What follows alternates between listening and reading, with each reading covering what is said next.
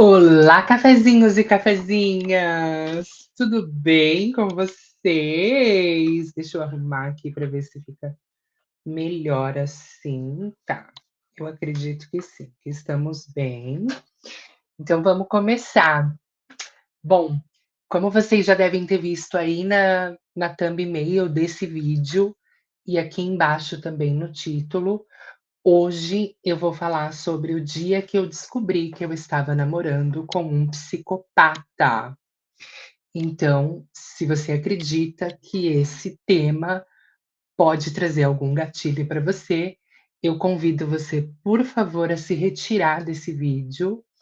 Pode buscar aqui na playlist ou no meu próprio canal vídeos que abordem outros temas, tá? Porque este vídeo vai ter alguns gatilhos e isso pode, culminar numa experiência não tão legal para você, tá? Então vamos lá. Você acredita que você poderia namorar um psicopata sem saber? Que foi o meu caso. Primeiro eu vou trazer aqui para vocês, tá? Para vocês que decidiram continuar aqui no vídeo comigo, que a psicopatia, ela é definida como um transtorno de personalidade grave.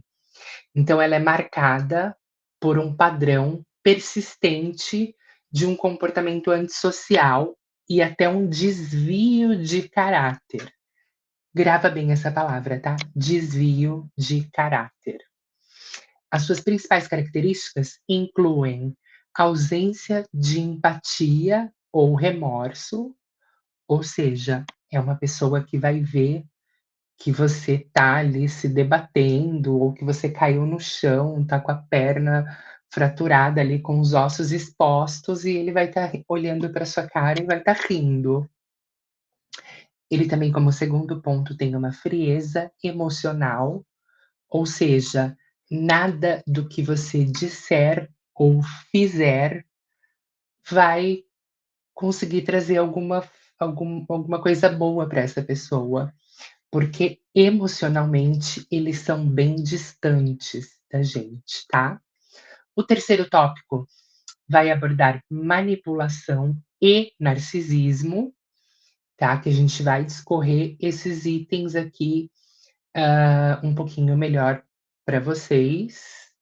O quarto item, impulsividade e busca por sensações. Guarda essa informação, tá? Do quarto item sobre a impulsividade dos psicopatas e a constante busca que eles têm por estarem querendo experimentar sensações novas, ou talvez não tão novas assim.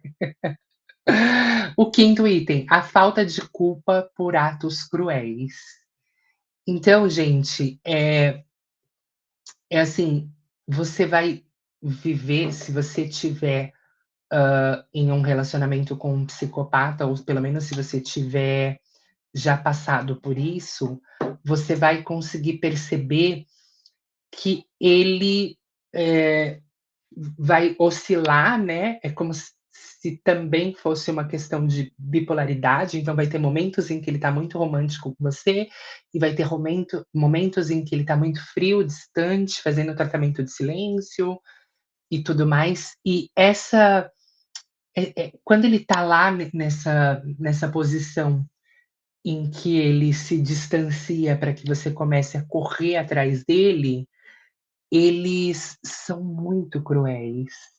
Eles usam, assim, tudo aquilo que você em algum momento já disse para eles, né, como uma suposta fraqueza sua, eles usam isso para jogar contra você mesma. Então, por exemplo, né, nesse caso em específico, eu estava me sentindo um pouquinho gorda, né, então eu estava meia fora de forma.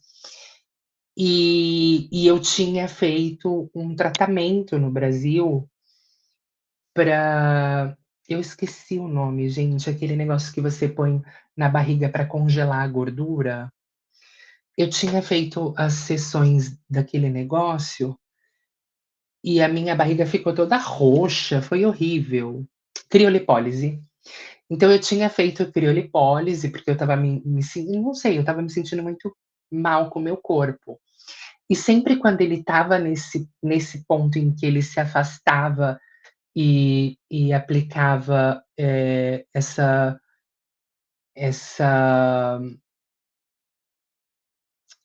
esse tratamento de silêncio em mim, ele usava isso, o fato de eu ter feito essa criolipólise, ele usava ele falava isso pra mim de uma forma tão cruel, que eu ficava realmente muito horrorizada, tá.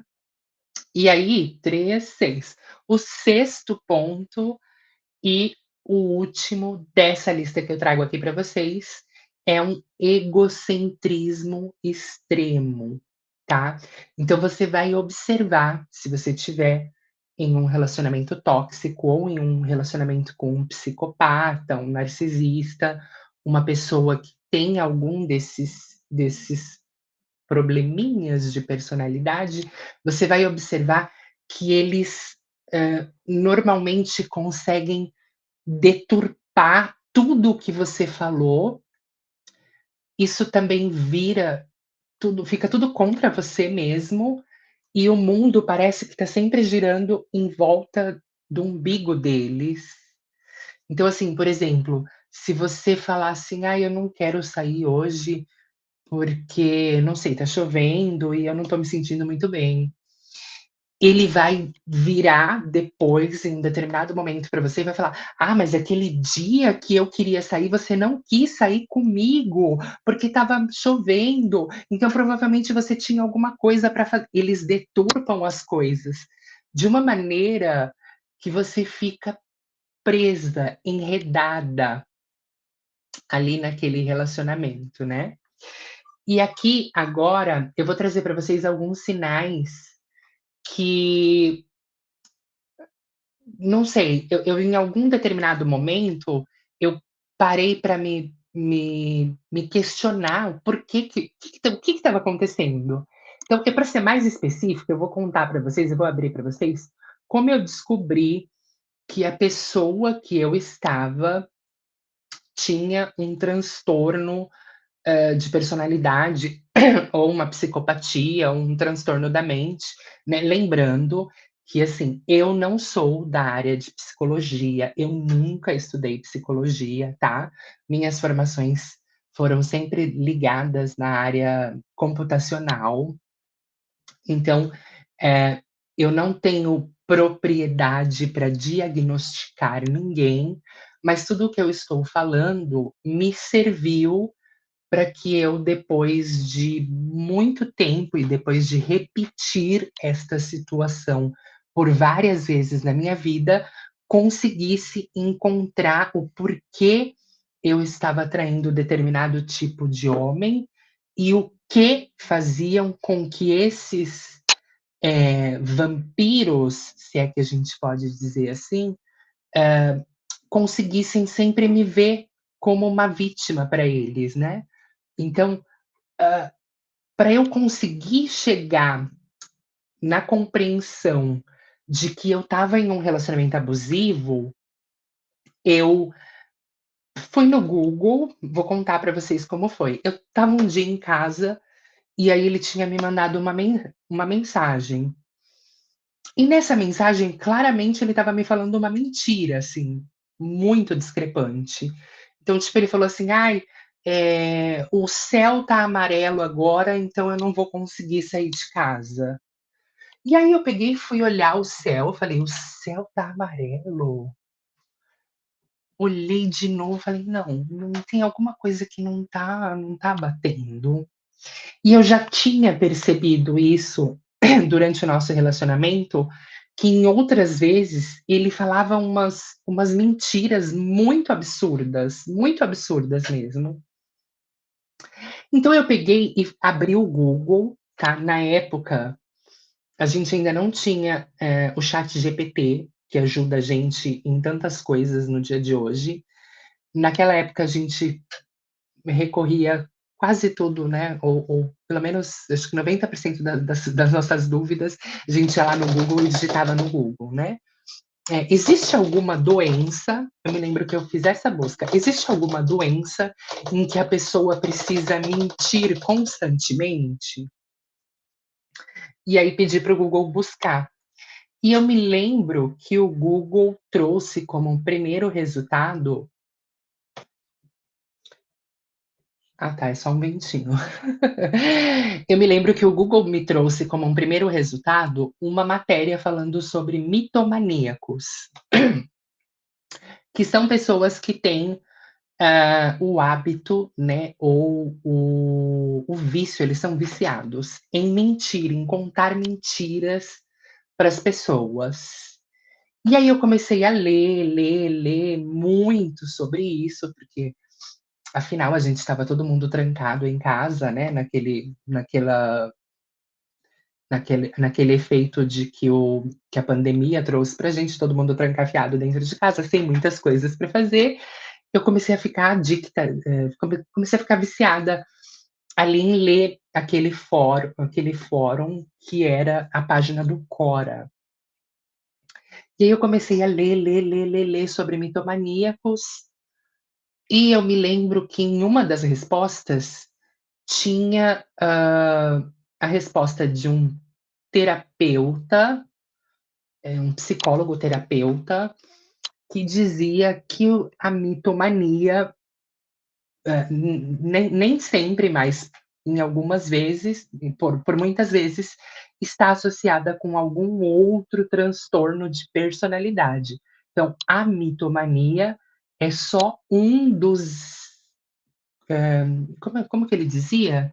Que a mitomania é só um dos efeitos ou um dos sintomas que os transtornos de personalidade trazem para uma pessoa. E aí, quando eu comecei a ler sobre transtornos de personalidade, o meu eu até caí, assim, na cadeira, eu estava sentada na cadeira, mas eu caí, assim, dentro de mim, e aquilo foi como um choque para mim, porque eu comecei a ler as coisas dentro do Quora, e eu falei: "Meu Deus, eu estava esse tempo todo na mão de um psicopata, ele podia ter me matado". E aí aquilo foi me gerando diversas sensações, assim, porque eu fiquei: "Nossa, por que que os psicopatas têm tanta atração, por mulheres trans e travestis?". Se você quiser saber a resposta disso, eu vou concluir esse meu pensamento, no final do vídeo eu trago a resposta, mas deixa eu só continuar aqui, né. E aí eu fui lendo, lendo, lendo, lendo, lendo cada vez mais e aquilo me intrigando cada vez mais, porque os sintomas batiam, os efeitos, as frases que eles usam, a forma como eles tratam. E aí eu fui descobrindo cada vez mais, e eu fui percebendo que eles têm alguns padrões, ou seja, toda pessoa que é muito tóxica com a gente, é, eles têm um padrão, todos os tóxicos têm um padrão. Então, primeiro, eles vão ficar fazendo uma manipulação constante. Ele vai te enganar, manipular, para realmente para que você fique ali sob o controle dele e que você faça tudo, tudo, tudo o que ele quer. Você vai perceber também que por diversos momentos ele não tem empatia, né. Então, assim, você vai falar: "Nossa, o cachorrinho aqui da minha vizinha morreu", e aí ele vai virar e falar: "Ah, tá, vamos sair para tomar um sorvete então?". E aí você vai entrar em choque, assim, vai falar: "Espera, como? Eu acabei de te falar que o cachorro da minha vizinha morreu". A empatia, ela é desenvolvida por uma área do cérebro aqui, e aí, me corrijam aqui se eu tiver os biólogos aqui, o pessoal que estudou medicina da área da saúde aí, eu acho que é não sei o que frontal, né, enfim, é uma parte daqui do cérebro, é a parte frontal, que desenvolve a empatia.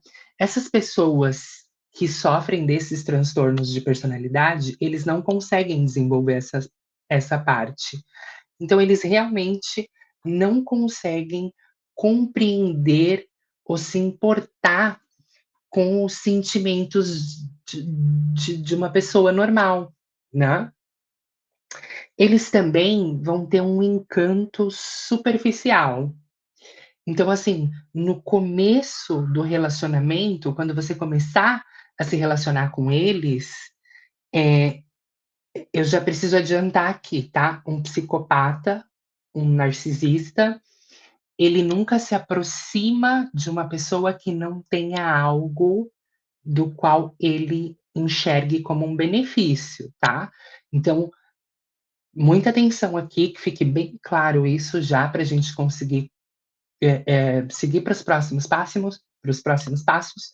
Um psicopata só vai se aproximar de você, ele só vai fazer todo aquele jogo de sedução e te trazer para a rede de emaranhamento dele, se ele enxergar em você o potencial de alguma coisa. Se você tiver alguma coisa para oferecer para ele, que seja, hã, importante para ele naquele momento. Então, no começo, você vai ver que ele chega em você, eh, ele é muito carismático, ele é muito charmoso, ele tá sempre muito bem vestido, muito bem perfumado, eh, ele fala tudo o que você quer ouvir, e é aí que tá o perigo, tá? Quando ele chega em você, normalmente ele já estudou o seu Instagram, o seu Facebook. Se você tiver um podcast, ele já escutou o seu podcast. Se você tiver um canal do YouTube, então ele já sabe até quantas vezes você pisca por minuto. E aí ele já vai chegar em você com essa leitura de todas as suas fraquezas, de todos os seus pontos débeis, como fala débil? De todos os seus pontos fracos, e ele já vai saber o que falar, quando falar, como falar, para que você caia na rede de emaranhamento dele. Sim, para que você caia na rede de emaranhamento dele. Então, ele nunca dá viagem perdida. Se um psicopata se aproximou de você com intenções, seja ela qual for, você está correndo um grande perigo, tá. O item 4 aí volta aqui, ó, mentiras frequentes. Há uma tendência a mentir compulsivamente para manter o controle e ocultar as verdadeiras intenções. Então, assim, eles vão estar o tempo inteiro mentindo: "Nossa, a minha filha caiu de patins, quebrou o braço, eh, eu vou ter que levar ela para a escola hoje, porque a professora ligou e pediu". Então, assim, eles vão, criando cenários mentirosos ali, porque eles precisam manter você presa naquele relacionamento. Então, eles vão constantemente estar mentindo para você, inventando coisas, trazendo ou tirando pessoas e situações do caminho para te colocar naquele emaranhado. E uma outra coisa que não está listado aqui na minha lista dessa pesquisa que eu trouxe, mas eu quero apontar aqui também, se você observar, normalmente os psicopatas e os narcisistas, eles são muito invejosos. E aí eu até falei em câmera lenta essa palavra, porque depois que passou toda a situação, eu consegui ver que, por exemplo, na época eu trabalhava para uma empresa canadense, né, mas eu ficava fisicamente alocada no Brasil, né, e eu trabalhava para uma empresa canadense, mas, eu exercia o meu trabalho com um desktop, né, um computador de mesa. E eu lembro que eu, hã, sempre gostei de viajar muito, então eu Quando não estava em Floripa, estava em Curitiba, quando não estava em Curitiba, estava em Caraguatatuba, quando não estava em Caraguatatuba, estava em Minas Gerais, lá na Santo Tomé das Letras. Então eu sempre fui uma pessoa que gosta muito de viajar, né, não só aqui fora, mas aí no Brasil também. Eu sempre fui assim, pinga, pinga, pinga. É uma coisa de cigana, sabe? Uma pessoa que não consegue ficar parada num cantinho só, ela tem um foguinho no rabo que fica fazendo ela se mover de um canto para. Eu sempre tive isso. E aí eu lembro que em uma das minhas conversas com o psicopata, eu disse para ele assim: "Ah, eu tô pensando em passar 15 dias em Floripa, porque eu tenho um amigo em Floripa que está me convidando para ir para lá, mas para isso eu vou precisar comprar um notebook". E aí eu lembro que nesse mesmo dia ele inventou uma super de uma mentira assim para a gente quebrar o pau, a gente rachou o pau feio, e aí a gente não se falou mais nesse dia. Eu acho que passou um dia inteiro e no outro dia à noite, quando a gente voltou a se falar, sabe qual foi a primeira pergunta que ele me fez? "E aí, você comprou um notebook?" Quer dizer, ele não estava preocupado se eu dormi bem, se eu consegui, comer, porque era uma tortura psicológica aquilo.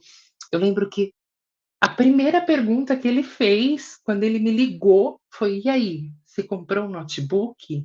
Só que ali, naquele momento, a gente está com as nossas vistas tão embaçada, tão cheia de coisas, que eu não era capaz de detectar essa inveja dele, mas depois de um tempo, reouvindo todos os áudios, lendo muito o fórum do Quora, eu pude perceber que eles são invejosos, eles têm inveja de tudo que você conquista, de tudo que você pode ter, e eles não. Aí voltando aqui para o texto, então, tem um comportamento egoísta, as necessidades dele, os desejos dele são sempre ele, ele, ele, ele. Para quem me acompanha aqui há mais tempo sabe que eu não bebo álcool, raramente, assim, eu tenho um paladar infantil, vamos colocar assim, que eu sou viciada em café, em Coca-Cola, em coisas doces. Eu não gosto do sabor da cerveja, porque ela é muito amarga, então, assim, nunca mexeu comigo. Mas, na época, eu tinha o pessoal, né, eu tinha um grupo de amigos que todos eram Uber, e todos eles frequentavam a minha casa, porque, a gente tinha um grupo no WhatsApp de os motoristas de Uber que eram LGBTs, né, então chamava, enfim, era um grupo de WhatsApp que tinham só motoristas que eram LGBT, né, só eram os motoristas da sigla. E aí eu fui a única que saiu da profissão, parei de dirigir para a plataforma, mas que continuei no grupo, porque eu tinha um bom relacionamento com todo mundo. Então, aquele grupo de motoristas, que eram todos os meus amigos, por vezes iam na minha casa. Então, eu sempre comprava, eu me lembro que eu sempre deixava na minha geladeira 2 garrafinhas daquela cerveja verde, sabe? Aquela cerveja verde que é bem famosa aí no Brasil, que todo mundo adora, aquela que é bem forte. Então eu tinha o hábito de sempre deixava 2 cervejas daquela na minha casa. E quando ele descobriu isso, ele ficou, assim, horrorizado, tipo: "Como você não bebe e você sempre tem cerveja na sua casa e não sei o quê. Essa cerveja vai ser para mim agora, porque essa cerveja é a minha favorita". E aí eu lembro que toda vez que ele ia na minha casa, ele queria beber a tal da cerveja verde. Voltando para o texto, porque eu começo a discorrer aqui e eu me perco, gente, é muita coisa. Tá. A culpabilização da vítima. Então, sempre, a todo momento, ele vai distorcer a história para que você seja culpada. Então, se assim, se ele não veio te ver hoje, foi porque você não respondeu a mensagem dele exatamente no minuto que ele te perguntou se podia vir aqui, né? Se você estava de repente tomando banho ou usando o banheiro e e saiu do banho e viu que ele te mandou uma mensagem, demorou 5 minutos para responder, ele vai distorcer tudo, vai falar: ah, não, agora você não respondeu, eu já estou aqui em Santo Amaro, estou do outro lado da cidade, não sei o quê. Então, assim, sempre ele vai distorcer tudo para culpabilizar a vítima. E vai ser, no final, sempre tudo um erro seu. Então ele vai conseguir colocar você como errado em tudo, mesmo você afrontando ele, trazendo provas e tentando argumentar como uma pessoa adulta, ele sempre vai distorcer tudo para te culpabilizar e você vai ser a errada da história, tá? Em vários momentos, ele também vai minimizar os seus sentimentos. Então, assim, eh, não importa que você queria me ver. Eu saí e você é muito dramática, você tá muito exagerada. Ai, não, hoje não, porque você tá muito exagerada, tá muito estressada. Então, sempre quando ele for falar com você, ele vai diminuir os seus sentimentos. E vai ser uma coisa assim que você vai ficar passada. Fora isso, ele também por várias vezes vai fazer gaslighting com você. Então ele vai convencer você de que o que você sempre acreditou, então desde a não sei, na quinta série você aprendeu que a raiz quadrada de agora eu fui para matemática, eu me fudi, não vou saber a resposta. Mas vamos lá, você na segunda série aprendeu que 2 mais 2 são 4. Ele vai conseguir te confundir e fazer você acreditar que 2 mais 2 são 5, porque ele sabe tudo e você não sabe nada. E ele vai afirmar aquilo com tanta clareza para você, de que a sua vida inteira é uma mentira, que você não sabe fazer conta de matemática, que 2 mais 2 sempre deu 5. Que você vai começar a se questionar: "Gente, será que eu vivi 30 anos da minha vida fazendo a conta errada?". Sim, você viveu 30 anos da sua vida fazendo a conta errada. 2 mais 2 sempre foram 5. Olha aqui, ó. E aí ele vai te mostrar e você vai falar: "Ah, meu Deus, eu tô chocada". E aí, você vai ver também ele fazer, gaslighting, acho que eu já falei isso, né? Não, o gaslighting. Então ele vai assim, sim, o gaslighting quando as percepções estão erradas. Ele tem relações muito superficiais com as pessoas. Então, se você perguntar para ele, ele não vai ter nenhum amigo dele que faz, sei lá, 15, 20 anos que ele é amigo dessa pessoa. Ele sempre vai manter contato com as vítimas dele ali, né, das pessoas das quais ele extorque financeiramente ou psicologicamente ou sexualmente, né, porque existem vários tipos de abuso ali que ele vai cometer com você. Mas, por exemplo, ele não tem um bom relacionamento com a ex dele, ou com os amigos que eram daquela roda, daquela turma da ex. Porque para ele é tudo muito descartável, assim, você tem o que ele precisa agora, né, ou o que ele quer subtrair de você nesse momento, e passou, acabou, deu, ele já está em outra, e ele já tem outros amigos, eles são muito superficiais nessas relações. Então, observe esses pontos que eu estou trazendo aqui, porque talvez você possa estar vivendo um relacionamento abusivo, um relacionamento com uma pessoa tóxica, um psicopata, e você não sabe distinguir, tá? E o último ponto dessa minha listinha é a impulsividade deles. Então você vai ver que eles fazem, né? Eles têm diversos comportamentos impulsivos, eles agem muito. Ai, me deu vontade, eu fui e fiz. Me deu vontade, eu fui e fiz. Me deu vontade, eu fui e fiz.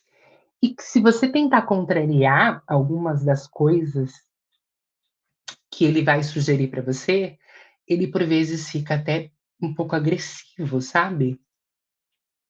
Então, assim, esse psicopata do qual eu não sei nem se dá para considerar um relacionamento isso, porque foram poucos meses, mas esse psicopata em específico, eu lembro que ele insistia muito pra gente trazer mais pessoas pra relação, porque ele dizia que ele já passou por 2 casamentos, que os 2 casamentos dele, foram muito problemáticos, foram muito traumatizantes, e ele sempre tinha aquela ex louca, né, a ex louca que vai na porta da casa e fica pelada e quer quebrar tudo.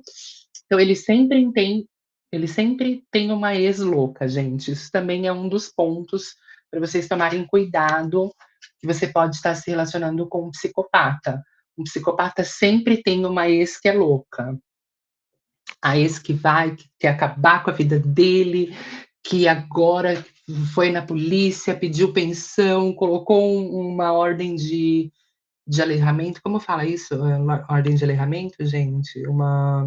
Aquela medida cautelar que tem que ficar 300 metros, 500 metros. Sempre o psicopata vai tentar